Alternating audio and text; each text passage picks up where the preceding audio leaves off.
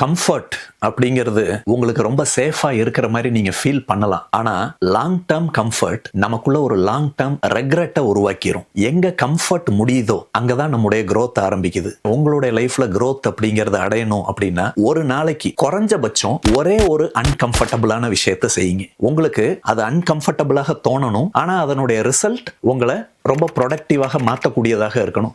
ஒரு உதாரணத்துக்கு, இப்போ நீங்கள் உட்கார்ந்து இருக்கிற இடத்துல இருந்து மேலே பார்க்குறீங்க, ஃபேன் இருக்கு, ஃபேன் அழுக்காக இருக்கு, அப்புறம் தொடச்சிக்கலாம் அப்படின்னு நீங்கள் நினைச்சா அது கம்ஃபர்ட்.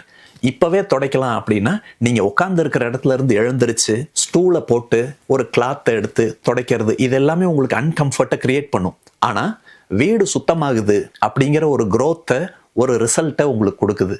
அப்போ இப்போ உங்களை அன்கம்ஃபர்டபுளா ஃபீல் பண்ண வச்சு லேட்டர் உங்களை growth ஆனதா ஃபீல் பண்ண வைக்கக்கூடிய எல்லா அன்கம்ஃபர்ட்டுமே நல்லதுக்கு தான். நான் ஏற்கனவே சொன்ன மாதிரி growth எப்போ ஆரம்பிக்குது அப்படின்னா கம்ஃபர்ட் எங்க முடியுதோ அங்கதான் growth ஆரம்பிக்குது.